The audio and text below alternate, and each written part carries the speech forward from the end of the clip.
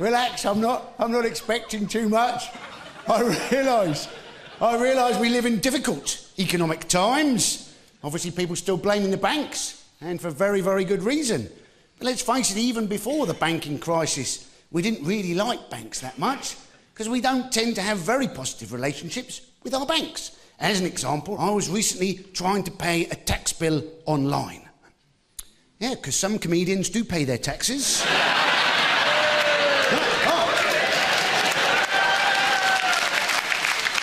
Let me tell you, that would have got nothing in Greece, ladies and gentlemen.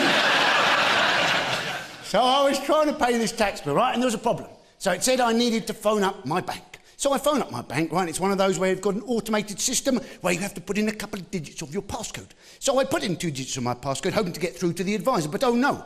It's options, then further options, then further options, then more options. And finally, I get through to an advisor, and the first thing she says is, please, could you put in 2 digits of your passcode? So now, when I phone up the bank and it asks me initially to put in 2 digits of my passcode, I get them wrong. Because get this, then you get straight through to an advisor. So this advisor, she says to me, Mr. Parsons, she says, I can see exactly what the problem is. She says, you are trying to pay by debit card. And Mr. Parsons, I need to tell you, when you pay by debit card, we have limits in place to prevent fraud. And I said, well, you know it's not fraud, don't you? Because we've obviously spent the last 5 minutes verifying I am who I say I am. And what is more, you obviously don't think it's fraud, do you? Because you keep referring to me as Mr. Parsons. And what is more, in the whole history of crime, has anybody tried to defraud anybody else by paying their frickin' tax bill for them?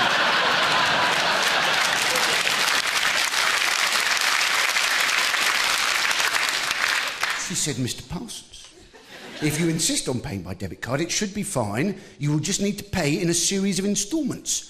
So I said, so you're quite happy to be defrauded just over a number of days?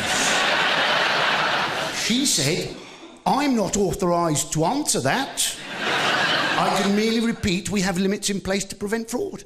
I said, look, you know it's not fraud, don't you? Not only have I answered all the questions you've got in front of you, I can throw you some bonus questions as well. Not only do I know my mother's maiden name, I know my grandmother's maiden name and all my freaking cousins as well. Oh, she said, Mr. Parsons, I should warn you, we record these telephone conversations for training purposes. I said, well, I don't think they'll be using this one. Because if they do, they'll learn sod all. Well, at this point, she said, I think I may have to get my supervisor to give you a call back.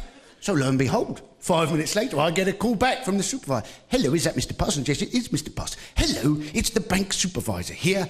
I just need to ask you a couple of security questions. I said, but you phoned me up.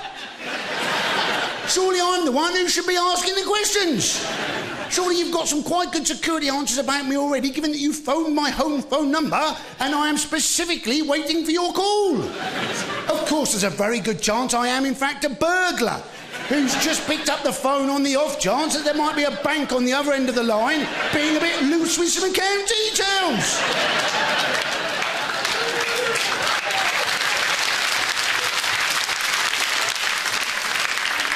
He said, Mr. Parsons, what I'm going to do, he said, is I'm going to put you through to our fraud team. They will clear your card, put you back to me, and we'll be able to proceed. I said, but how will I know it's the fraud team?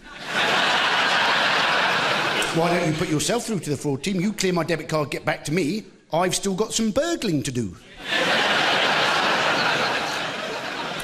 He said, Mr. Parsons, before I put you through, is there anything else I can help you with? I said, given your record so far, that seems unlikely.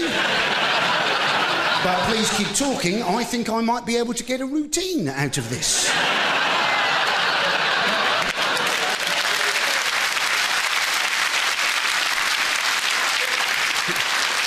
To which he replied, I think I recognise your voice. Are you that comedian bloke? To which I said, I'm terribly sorry, I'm not authorised to answer that.